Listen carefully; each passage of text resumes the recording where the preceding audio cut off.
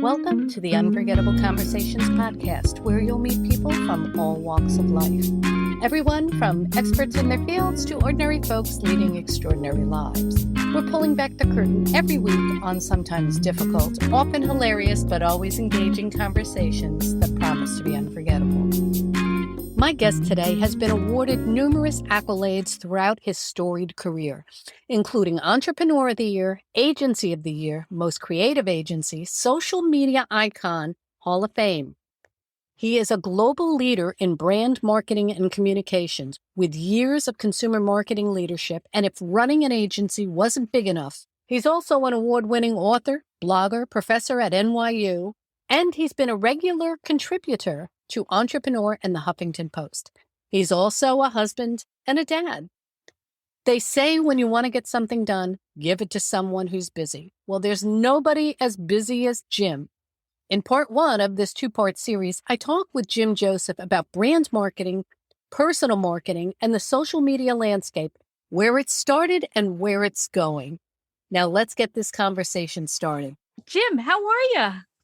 I'm good. It's wonderful to see you. Oh, it's so good to see you too. I'm one of your biggest fans. I met you over a decade ago on Twitter, back in the day before brands were even a thing, before celebrities were even a thing on Twitter or social media in general.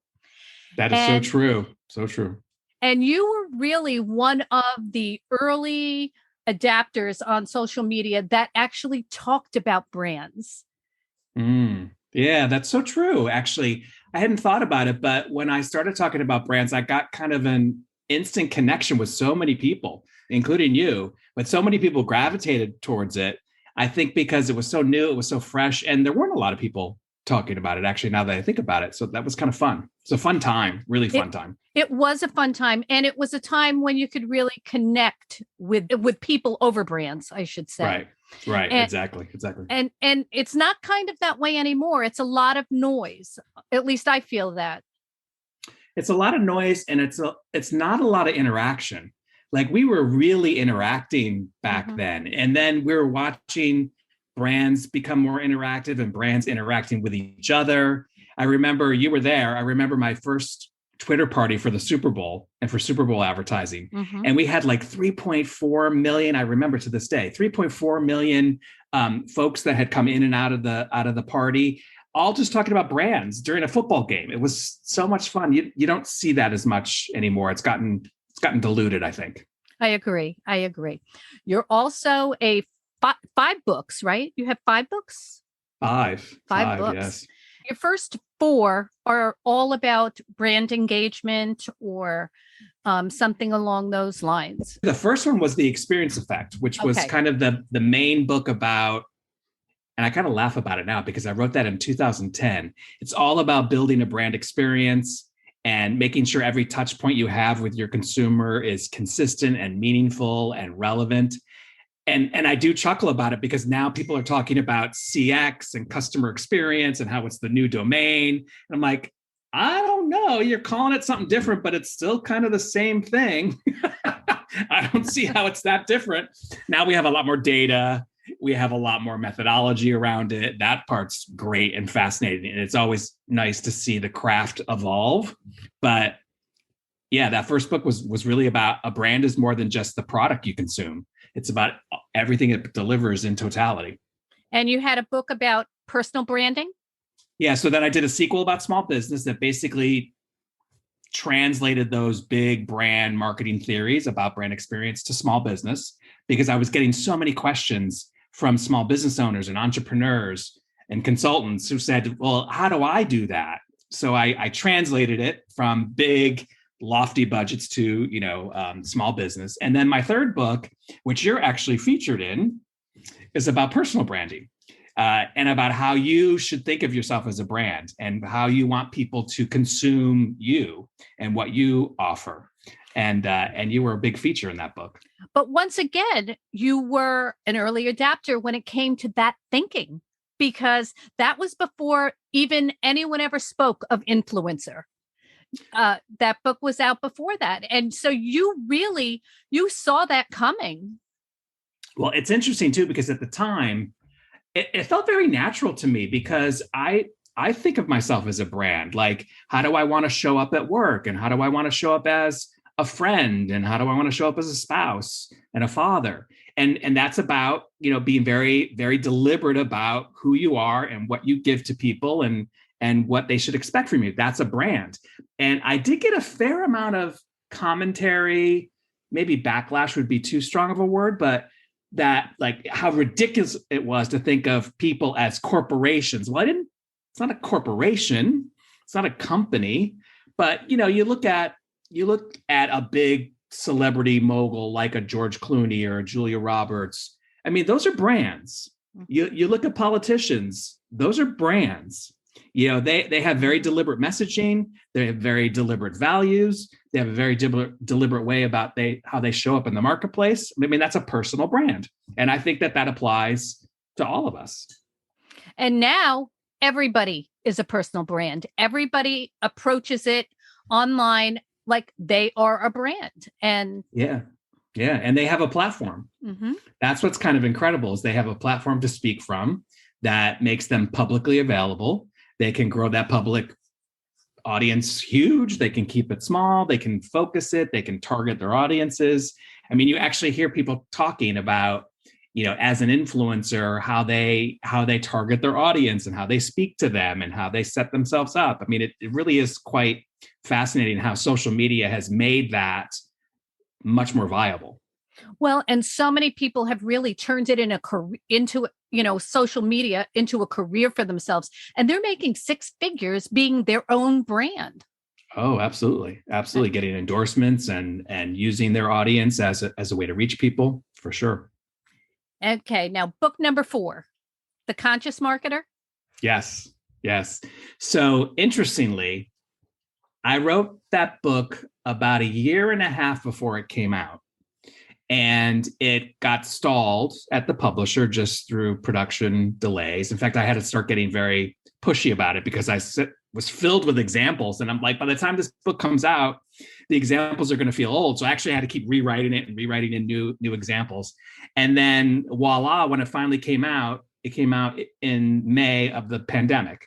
So we all had lockdown, the first week of March, and here comes my book in May.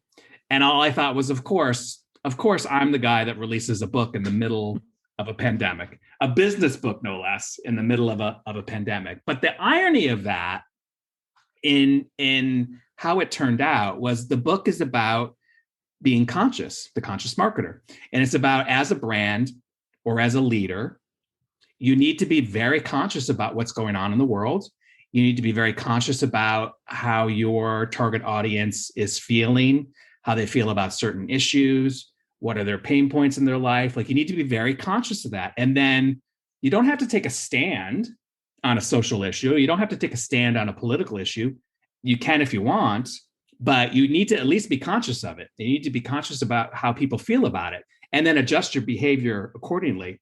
So the irony of it was perfect timing, actually, because people were going through let's call it a once in a lifetime paradigm shift of how everything we know about life changed, how we work, how we learn, how we shop, how we eat, how we socialize.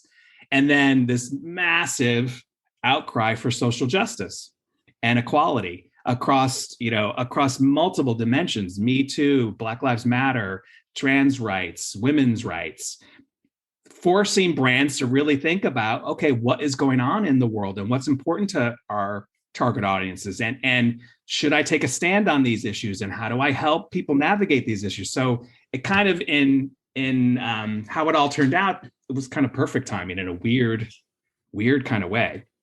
And how have you seen brands react to all of what is going on nowadays? Like you said, it's been absolutely fascinating. I mean, I've been in this business for a long time, and I've always said it's constantly changing. And if you're not at least embracing that change or driving that change, you're going to get left behind. And in the last 18 months, all around the world, we're seeing how brands that were able to evolve and step up have completely changed how they interact with their target audiences. And unfortunately, brands that didn't, they have fallen by the wayside. And I think in general, what's been pretty amazing is we've seen brands kind of stop selling and stop pushing products and starting to talk more about how they can give back to the community. What's going on in the community that we serve, what's important to the community we serve, and how can we give back, and how can we make life better? And by doing that, you build loyalty and people buy your products. Mm-hmm. So the net result is probably what they want to gain anyway. I mean, it's a for-profit business, but it's done in a very different way, a much more rewarding way, a way that includes employees in the mix like never before. And we see example after example after example of brands doing that. One of my favorites is, I think it was 2 weeks into the pandemic, Louis Vuitton stopped making perfume and started making hand sanitizer. Like, perfect example. Mm-hmm. Just like, stop selling your products, shift what you do, give back to your community, and you'll build loyalty as a result. Yeah. Now, what about personal branding? Or have you seen a shift in the way influencers are talking about things and doing things, or have they pretty much remained the same, personal branding? I think we've seen a shift there to more values-based communications, more communications about what's important to them, more communications around what brands are doing that they are loyal to and what they're doing in the marketplace. Less of a glitz and glamour and look how cool I am, and more about here's what I'm doing in the community. I have been talking lately about how before the pandemic, the big buzzword was purpose marketing. And it usually would translate to these very lofty initiatives around sustainability or environmentalism or clean water, or very lofty issues around women's rights around the world, which, great, awesome, needs to be done.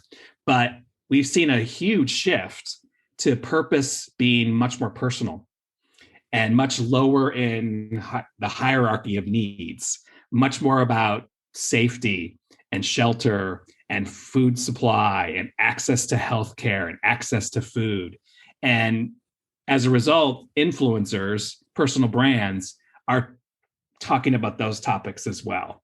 How do we make sure that underserved communities are getting what they need, whether it's healthcare or food or access to basic services?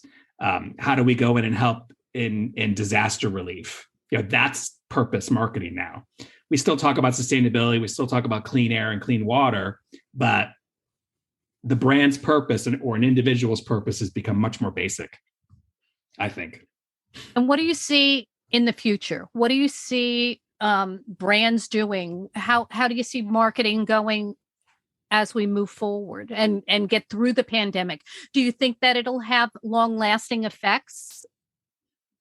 Oh, it will definitely have long-lasting effects, for sure, because the entire dynamic between a brand and a person has changed, and it's become much more personal, and it's become much more than just, I mentioned this a minute ago, much more than just the product you offer, much more than the functional benefit, but the totality of the package that you deliver to your consumer. That's not going to change. In fact, if anything, I think that's going to get even deeper, more personalized, more localized.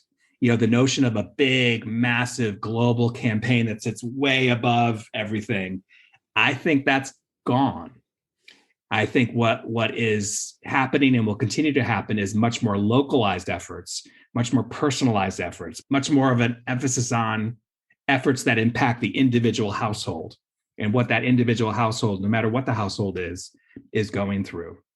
And a realization that the makeup of the world is extremely different than it was 20 years ago, 5 years ago, and our emphasis on it even just a year ago is very different.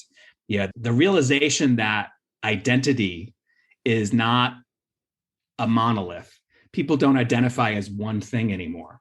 They identify multiple things, and they relate to multiple characteristics of who they are. There's a stat that I just recently read that the average millennial identifies with 4.5 identities. So they're not just white or just black or just female. There are multiple ethnicities, maybe not necessarily binary when it comes to gender, how they think about their family, that's all built into their identity. So we're going to see the future of marketing recognizing that and making things much more personal. You can't segment on traditional lines anymore. Thank you, Jim. You're truly one of marketing's most engaging and entertaining commentators. Over the years, I've learned so much about marketing and branding from Jim, and his books are a staple on my library shelves. One of my favorite passages from the Personal Experience Effect is as follows. Our life is a journey meant to be enjoyed along the way while being yourself at every step. I'd like to think I'm a work in progress, hopefully trying new things every year that enhance my life and brand. And I hope you do that too. I know I do.